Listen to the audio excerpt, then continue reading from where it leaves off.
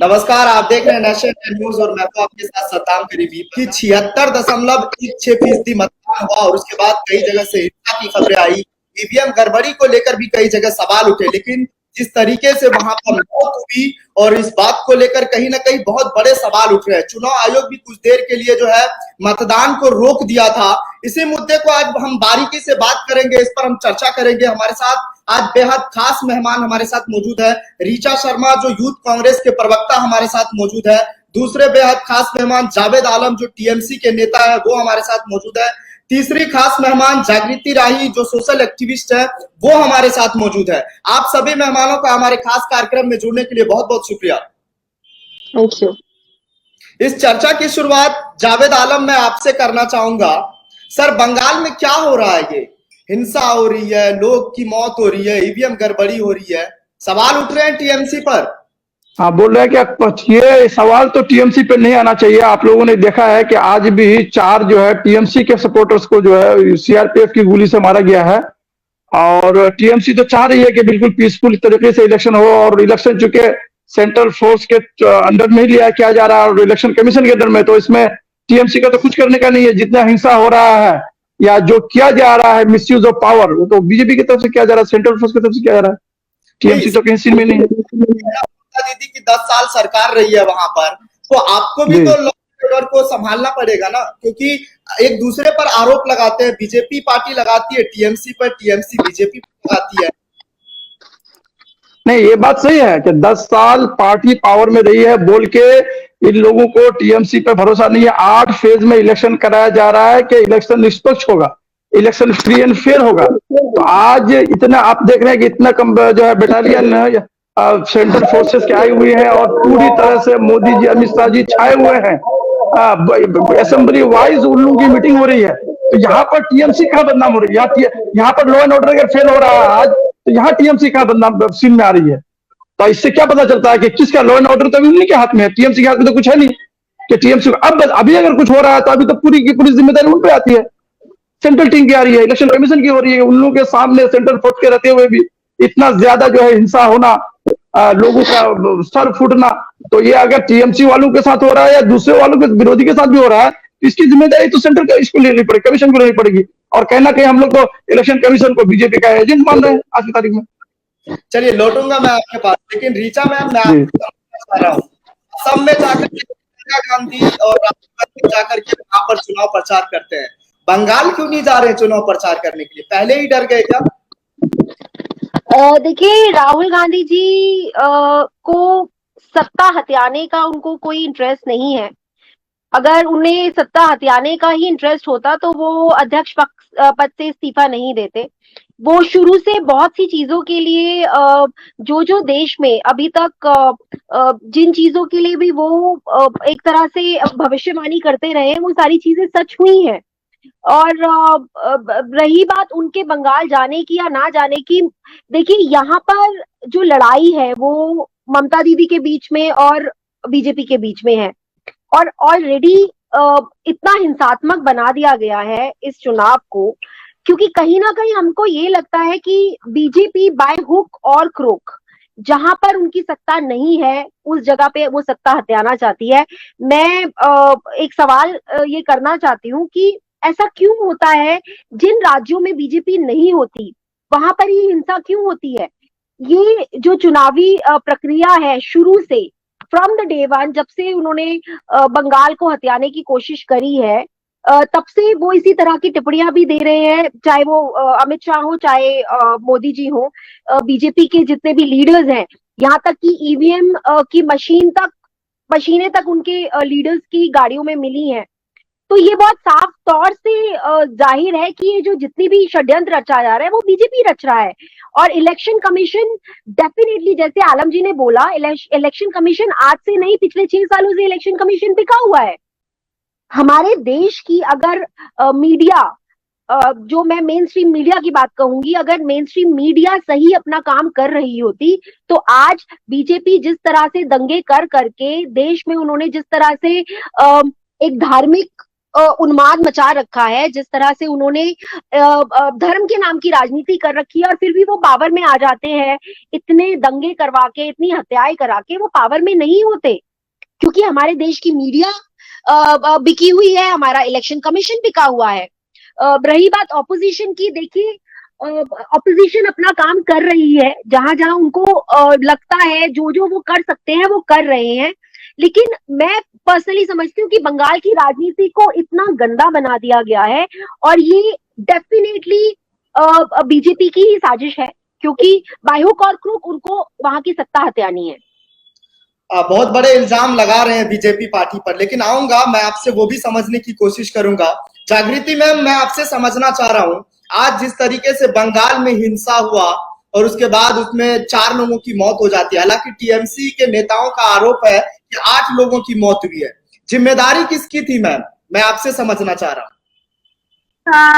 देखिए, जो कुल मिलाकर चुनाव का परिदृश्य है, मैं सोशल एक्टिविस्ट हूँ और मैं ज्यादा परेशान इसलिए हूँ कि जिस तरह से इस देश की व्यवस्था चल रही है, 5 राज्यों में चुनाव हो रहे हैं, सारा फोकस बंगाल चुनाव पे है, और जो मीडिया ने, मेन स्ट्रीम मीडिया की बात आई, मेन स्ट्रीम मीडिया ने जिस तरह से माहौल बनाया है, एक तरफ तो चुनाव आयोग है जो एक राज्य को 8 चरणों में चुनाव कराता है, और उतने ही बड़े राज्य में एक बार में भी चुनाव हो जाता है, तमिलनाडु में। तो ये तो एक तो दोहरा, जो ये 2 तरीके का व्यवहार है चुनाव आयोग का, ये समझ के परे है। दूसरा जो कहना चाहती हूँ कि जो मेन स्ट्रीम मीडिया ने जो सीन बनाया कि जो जिस पार्टी ने 40% के से ज्यादा सीट और वोट हासिल किए थे पिछले चुनाव में, मैं लेफ्ट की बात कर रही हूँ, वो उनकी कहीं चर्चा ही नहीं है। कांग्रेस ने 10% वोट पाए थे, उनकी कहीं चर्चा नहीं है। चर्चा मेन स्ट्रीम मीडिया में ऐसे खड़ी की गई बंगाल चुनाव में, और सालों से ये मेहनत की जा रही है कि बंगाल में बीजेपी वर्सेस तृणमूल कांग्रेस है।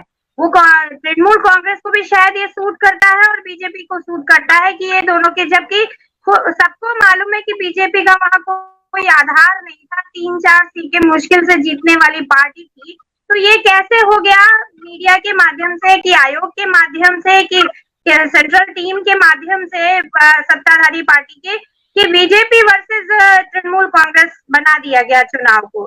तो ये तो बहुत ही धूर्ततापूर्ण और तरीके से हिंदुस्तान की जनता को बेवकूफ बनाने के लिए इस तरह की हरकतें की जाती हैं, जिसमें मैं सीधा सीधा कह रही हूँ कि जिसमें सेंट्रल गवर्नमेंट से लेकर के और चुनाव आयोग से लेकर के और इस देश के पार्टी के तमाम लोग भी शामिल हैं कहीं ना कहीं। आप देखिए कि किस तरह की घटनाएं, हिंसा की ही बात कर रहे हैं। हिंसा, अगर मशीनरी पूरी की पूरी वहां इतनी बड़ी संख्या में लगी हुई है, तो जिम्मेदारी ओन करने वाले कौन लोग हैं? वहां तो चीफ मिनिस्टर के ऊपर भी हमला हो जाता है, वहां 4 लोग मरते हैं, उसके अलावा तमाम और किसी पार्टी का नेता गया है तो वहां हमला हो रहा है। तो आपको अंदेशा तो है, आप ही ने ना ऐसा माहौल बनाया। आप जाकर वहां पे हिंदू मुसलमान करते हो, आप वहां जाकर ऐसे स्लोगन उछालते हो जिससे समाज के अंदर विभाजन हो, तो जिम्मेदारी कौन लेगा इस हिंसा की? इस हिंसा की पूरी जिम्मेदारी उन नेताओं पर है जो अपने भाषणों में वहां चुनाव में मुद्दों की बात नहीं करते, शिक्षा, स्वास्थ्य और इस देश के बेरोजगारी का सवाल नहीं उठाते, वो केवल और केवल धर्म और जाति की राजनीति करते हैं।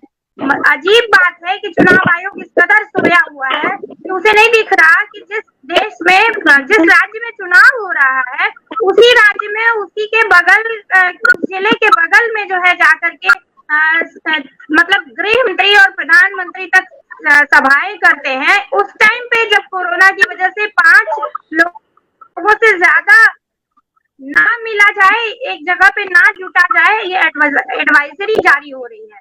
तो क्या कोरोना चुनाव में नेताओं की भीड़ आ जाने से डर जाता है?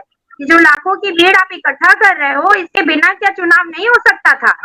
आप नहीं जिम्मेदार हो इस हिंसा के लिए, आप खुद जिम्मेदार हो। मैं सीधा आरोप नहीं, मैं इसको जिम्मेदारी लेने की बात कह रही हूँ कि सीधी जिम्मेदारी बनती है कि इतना गैर जिम्मेदार इस देश का नेतृत्व हो गया है। तो अगर राहुल गांधी की बात कर रहे हैं तो वो ठीक कर रहे हैं, वहां सभाएं नहीं कर रहे हैं। और मुझे लगता है कि इस देश में आगे अभी पंचायत के चुनाव यूपी में हो रहे हैं, किसी भी चुनाव के लिए कहीं पे भी सभा करने की इजाजत नहीं होनी चाहिए। आपको अगर अपने ऊपर भरोसा है तो आप क्यों नहीं आप आकर मीडिया में बोलते हो? आप जो यहाँ पे ईवीएम से चुनाव हो रहा हो या फिर इस तरह से बड़ी लाखों की संख्या में भीड़ ढो करके और चुनाव हो रहा हो, चुनाव प्रचार हो रहा हो, कहीं नहीं होता है। तो ये तो बहुत ही हमारा जो पूरा एक विमर्श है लोकतंत्र का, वो पड़ा हुआ है। और जो जिस तरह से डेमोक्रेसी में चौथे स्तंभ की जो भूमिका है वो पूरी तरह से खरीद ली गई है। बिल्कुल बिल्कुल, ये सवाल किया को जो है बुरी तरह से नुकसान पहुंचाया गया है। तो मेरी चिंता वहाँ 4 लोगों को छोड़ सवाल है इन चुनाव में कि असम में गाड़ी पकड़ी जाती है, भारतीय जनता पार्टी के कैंडिडेट के जो है उसमें ईवीएम पकड़ी जाती है, और आज चौथे चरण के मतदान के वक्त ईवीएम में गड़बड़ी पाई गई। टीएमसी की क्या तैयारियां हैं इसको लेकर? इसके लिए ये तो है बहुत ही दुर्भाग्यपूर्ण बात है कि ये 2014 के बाद से हम लोग ईवीएम को लेके पूरे देश में सवाल खड़ा किया गया है, और मुझे नहीं लगता है कि कोई भी विरोधी दल ऐसा रहा हो जो ये सवाल नहीं खड़ी की हो, चाहे वो आम आदमी पार्टी हो, कांग्रेस हो, टीएमसी हो, कुछ भी हो। लेकिन सवाल ये पड़ा है कि नक्कार खाने में तूती की आवाज कौन सुनता है। इलेक्शन कमीशन में भी कितना बार जो है अपोजिशन के डेलीगेट्स गए, जाने के बाद वहां बात की गई कि इसको रिमूव कीजिए। जब इस पर डाउट हो रहे हैं लोगों को, पूरे देश की जनता इसको डाउट में ले रही है, तो इस जगह में, इस सिचुएशन में ईवीएम को, इलेक्शन कमीशन को बिल्कुल रिमूव करके फिर से बैलेट लाना चाहिए अभी। लेकिन कोई सुनवाई नहीं हो रही है। अब जब सुनवाई नहीं हो रही है, किसी भी पॉलिटिकल पार्टीज की बात नहीं सुनी जा रही है और देश मनमानी चला रहे हैं हमारे प्रधानमंत्री और गृह मंत्री जी, तो फिर उस हालत में टीएमसी की तैयारी यही है कि वो जहां तक हो सके जो प्रोसेस है ईवीएम चेकिंग का, सेंटर से लेके बूथ तक, तो उसकी तैयारी टीएमसी की मुकम्मल है। अब देखा जाए उस बेसिस पर हम कहां तक खड़े उतर पाते हैं। लेकिन जहां तक है क्या, एक्चुअली होना तो ये चाहिए था कि ईवीएम में वोट ही नहीं होने चाहिए। ईवीएम पे जितने सवालात आ गए हैं, और बहुत सारे जो डेवलप कंट्रीज हैं, हम लोग ने देखा है कि वहां पर ईवीएम नहीं होता है, वहां बैलेट से होता है। तो यहाँ बैलेट क्यों नहीं हो सकता है? अगर बैलेट नहीं होना है तो फिर उस हिसाब से तैयारी तो है पार्टी की, टीएमसी तैयारी की हुई है। बिल्कुल सही कह रहे हैं आप, इनको लेकर तो विरोध करना चाहिए। लेकिन रीचा मैम, आपका जो गठबंधन है बंगाल में, सीपीआईएम के साथ गठबंधन है कांग्रेस का, इससे गठबंधन है या फिर चलाओ काम कर रहे हैं? अब सॉरी, आपका क्वेश्चन नहीं समझ आया मुझे। ये कह रहा हूँ कि जो सीपीआईएम और कांग्रेस का जो गठबंधन है बंगाल में, क्या ये दिल से गठबंधन है या चुनाव को लेकर सिर्फ लड़ा जा रहा है? देखिए जो भी गठबंधन होते हैं वो एक उसका ऑब्वियसली चुनावी प्रक्रिया से जरूर संबंध होता है, क्योंकि एंड ऑफ द डे गठबंधन इसीलिए किया जाता है। लेकिन मैं इस तरह से यही कहूंगी कि बंगाल में जो इलेक्शंस हैं, जैसे मैंने पहले भी बोला कि ये सीधा तौर पे, मैं ऐसा फील करती हूँ कि ये सीधा तौर पे टीएमसी और बीजेपी के बीच में है। कोई और पार्टी अगर देखा जाए तो एग्जिस्ट नहीं करती है इन दो पार्टीज के अलावा। टीएमसी, ममता दीदी बहुत अच्छा काम कर रही है वहां पर, मैं उस चीज को डिनाई नहीं करूंगी। और जो कुछ भी उन्हें सत्ता पे से हटाने के लिए किया जा रहा है, ये कोई नई चीज नहीं है, बीजेपी हमेशा से ही करती आई है। और मैं समझूंगी कि एज अ ऑपोजिशन कांग्रेस जो भी अपना काम कर रही है वो बखूबी निभा रही है। भले ही मीडिया उसका साथ दे या ना दे, भले ही देश की जनता कांग्रेस का साथ दे या ना दे, लेकिन वो पहले भी बहुत अच्छे से अपना काम करते आए हैं। जो हमेशा से कहा जाता रहा है कि 70 साल में किया क्या है, 70 साल में किया क्या है, तो मैं ऐसा पर्सनली फील करती हूँ 70 साल में जो कुछ भी कांग्रेस ने कमाया, बीजेपी ने उसको गंवाया है। तो लेकिन पर्टिकुलरली अगर मैं बंगाल के लिए बात करूंगी तो मैं डेफिनेटली कहूंगी कि TMC is doing a good job. मैं बहुत अनबायस्ड होकर ये बात कह रही हूँ, क्योंकि एंड ऑफ द डे मैं ऐसा फील करती हूँ, आप देखिए विकास देश में कितना हो रहा है, कितना नहीं हो रहा है, ये हर कोई जानता है। आप भले ही 10,000 फ्लाईओवर्स बना लीजिए, आप भले ही देश में सड़कें बना लीजिए, जैसे आप कहते हैं कि आपने टॉयलेट्स बनाए, आपने गैस के सिलेंडर बांटे, लेकिन जब बात ये आती है कि आपने देश में जो एक माहौल है उसको खराब कर दिया है, देश में जो एक एकता बनी हुई थी, आपने उसको तोड़ दिया है। आपने हिंदू मुस्लिम के बीच में जो एक दीवार हट चुकी थी, आपने फिर से उस दीवार को खड़ा कर दिया है। आप सिर्फ और सिर्फ धर्म और राजनीति के नाम पर चुनाव लड़ते हैं, उससे ज्यादा आप और कुछ नहीं करते हैं। अगर आपके पास काम दिखाने के लिए, आपके पास विकास दिखाने के लिए, आपके पास अच्छे काम दिखाने के लिए कुछ होता, आपको जैसे मैडम ने कहा, उनको रैली की जरूरत ही नहीं पड़ती। आप जब आते हैं जब भी अपनी मन की बात कहने के लिए, आप सबको ये कहते हैं आप मास्क पहनिए, आप भीड़ इकट्ठा मत करिए। पर क्या बीजेपी सरकार किस हद तक गिर गई है सत्ता हटाने के लिए कि उनको कोई फर्क नहीं पड़ता कि देश की जनता कोरोना से जूझ रही है। वापस जो पहले 1 साल पहले जो हाल हुआ था, उससे भी बुरा हाल हो चुका है। लगातार कोरोना ने पूरा का पूरा देश को फिर से घेर लिया है। लेकिन जो मैं कहती हूँ कि I work in a corporate also, और हमें हमेशा एक चीज बताई जाती है कि लीड बाय एग्जाम्पल। बीजेपी तो उसको इस्तेमाल ही नहीं करती है, क्योंकि आप खुद जो चीज नहीं कर रहे, आप देश की जनता को आप क्या समझाएंगे? देश की जनता तो आपसे एक्सपायर होती है। आप बिना मास्क के रहते हैं, आप इतने सारे लोगों को अपनी सत्ता हथियाने के लिए इलेक्शन रैलीज करी जा रहे हैं। इस वक्त देश को जरूरत है अच्छी इकोनॉमी की, नौजवानों को नौकरी की जरूरत है। इकोनॉमी डूब चुकी है पूरी की पूरी। किसानों का आप हाल नहीं लेते हैं। आप कोरोना के लिए आप कुछ कर नहीं रहे हैं। आपने एक बार भी ये इस चीज का इंश्योर करने की कोशिश नहीं की कि वापस वही प्रॉब्लम्स ना आ जाए कि हॉस्पिटल्स में बेड्स की कमी हो जाए या इलाज ठीक से ना हो पाए लोगों का। आपका इस वक्त जो फोकस है वो सिर्फ एक ही चीज पर है कि हमें किसी तरह से बंगाल को हथियाना है। आप ऑलरेडी आपके हाथ में देश की पूरी बागडोर है। उसके बावजूद जो राज्य आपको मिले हुए हैं, जिन पर आप बैठे हुए हैं सांप की तरह, आप उन पर तो आपने कोई भी काम किया नहीं है। उन पर उनके लोगों के बारे में आप सोच नहीं रहे हैं, वो जिए या मरे कोविड से। लेकिन जो राज्य आपके हाथ में नहीं है, आप सिर्फ उनके ऊपर फोकस कर रहे हैं कि हमें किसी तरह से वहां की भी सत्ता मिल जाए। तो मैं पर्सनली ऐसा फील करती हूँ कि आप ये बात कहना छोड़ दीजिए कि हम एक डेमोक्रेटिक कंट्री में हैं। नहीं, पूरी तरह से ये तानाशाही हो चुकी है, क्योंकि यहाँ पर सब कुछ बिक चुका है। और अब जब चुनाव आप लोगों के दिलों में अपनी जगह आप नहीं बन पा रही है, बंगाल के लोगों के दिलों में, तो आप वहां पर हिंसा करा के चुनाव जीतने की कोशिश कर रहे हैं। और मैं ये कहूंगी जो जिस तरह की नफरत फैलाई जा रही है यहाँ पर, आपने जो बंगाल में राजनीति भी करी, आपने मुसलमान यही बात करके करी कि ममता दीदी तो हिंदू होते हुए भी वो मुसलमानों की वोट बैंकिंग के लिए उन्हीं का साथ देती हैं। पर आप क्या कर रहे हैं? आप भी वोट बैंक बनाने के लिए आपने भी तो राम मंदिर का सहारा लिया, आप भी तो हिंदू राष्ट्र का सहारा ले रहे हैं, आप भी तो वही चीज कर रहे हैं। तो गंदगी तो जो चीज आप कर रहे हैं, आप दूसरों के ऊपर वो इल्जाम नहीं दे सकते। तो मैं ऐसा कहूंगी कि अनबायस्ड होकर कि हाँ, ये चुनाव उन दोनों के बीच में है, और कहीं ना कहीं जो काम भी बहुत अच्छा किया है ममता दीदी ने, प्लस जिस तरह से वो बिल्कुल निडर होके लड़ रही हैं ये जो सत्ताधारी है, जो कि एक्चुअली बहुत डेंजरस है इस देश के लिए भी, देश की जनता के लिए भी, उनके साथ जिस तरह से वो निडर होके लड़ रही हैं, हैट्स ऑफ टू हर। बिल्कुल सही कह रही हैं आप, क्योंकि जिस तरीके से ममता दीदी ने काम किया है वो काबिले तारीफ है। जागृति मैम, मैं आपसे समझना चाह रहा हूँ, ईवीएम को लेकर तमाम विपक्षी दल आवाज उठा रहे हैं। भारतीय जनता पार्टी इसको सुनने को तैयार नहीं है।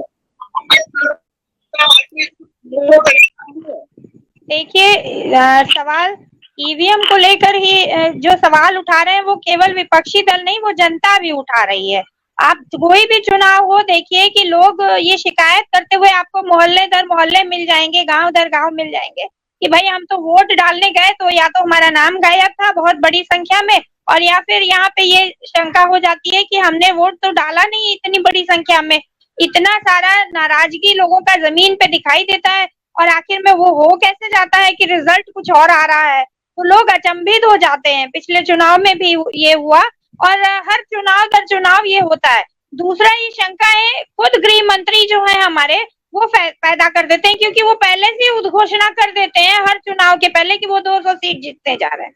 तो जब आप घोषणाएं करोगे पहले से ही कि वो 200 सीट जीतने जा रहे हैं और फिर वो 200 सीट ले आएंगे, तो ऑब्वियस सी बात है, लोग ये समझेंगे कि वोट तो इनको हमने दिया नहीं। तो फिर ये 200 सीट ले कैसे आए?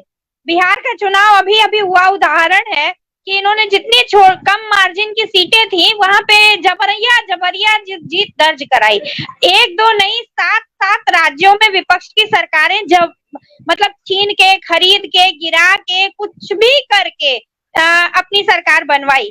तो भाई आप तो अपनी क्रेडिबिलिटी इस मामले में तो खो ही चुके हैं कि आपको डेमोक्रेसी से और नियम कानून से कोई मतलब है या जनता का वोट दरअसल में चाहिए। आपको बाय हुक और क्रुक कोई भी इस चीज का इस्तेमाल करके, वो चाहे पैसा हो, चाहे पावर हो, चाहे मशीनरी हो या संस्थाएं हो, आपको अपनी सत्ता लानी है। और वो सत्ता किस लिए लानी है ये भी समझ में आ रहा है। आपको मंदिर मस्जिद का झगड़ा कराना है, इकोनॉमी को बैंड बजा चुके हैं आप, और देश पे आपको अपना 5-7 लोगों के कब्जे चाहिए। ये इसमें कोई दो राय नहीं है कि ये देश में अब जो जिस तरह की स्थितियां हैं उसमें सबको घुटन हो रही है। हम जैसे सामाजिक कार्यकर्ताओं का दमन इतना ज्यादा इस सरकार ने किया है कि हम सब लोग तो सबसे ज्यादा पीड़ित हो रहे हैं कि जब इनके ऊपर सवाल उठाएंगे तो आपको उठा के मुकदमा कर दिया जाएगा या अंदर कर दिया जाएगा। तो ये जो कानून लेके आ रहे हैं इस कोरोना के समय में, या जिस समय पे चुनाव चल रहे हैं, सब परिस्थितियां, आप पार्लियामेंट में चर्चाएं नहीं करा रहे हो, आप किसानों के इतने बड़े प्रदर्शन को इग्नोर कर रहे हो या दमन कर रहे हो, और जिस तरह से देश को रूल कर रहे हो, उससे ये तो समझ में आ रहा है ना कि इलेक्शन तो खाली दिखावा रह गया है खाली। तो आम लोग तो ये समझ रहे हैं। उसके बावजूद बंगाल के लोगों का सल्यूट है कि 75% 80% टर्नओवर वोट का आया है। तो ये बड़ी बात है अपने आप में कि लोग अभी भी वोट कर रहे हैं इतने बड़े। बाकी स्टेट्स में तो आप देखिए, नॉर्थ में पूरा 50% मुश्किल से बमुश्किल गया है, लेकिन वहां इतनी बड़ी संख्या में अभी 5 राज्यों में अगर टर्नओवर हुआ है तो भगवान सद्बुद्धि दे लोगों को, और कुछ हो इस देश में ऐसा कि बैलेंस हो। इस तरह एक तरफा अगर चीजें चलती रहेंगी तो पूरी दुनिया को चिंता हो रही है, खाली हमें ही नहीं है, हम तो भुगत ही रहे हैं। 130 करोड़ जनता भुगत रही है, लेकिन जो स्थितियां हैं उससे पूरी दुनिया के लिए चिंता का विषय है ये अपने आप में। बिल्कुल सही कह रहे हैं कि जब मत प्रतिशत बढ़ता है तो वो कहीं ना कहीं लोकतंत्र की और खूबसूरती बढ़ती है। आखिर में चलते चलते सवाल जावेद साहब, गृह मंत्री अमित शाह कह रहे हैं कि अब की बार 200 पार, इस दावे में और जो वादे कर रहे हैं कि हम 200 पार हैं, आप इसमें कहाँ दिख रहे हैं?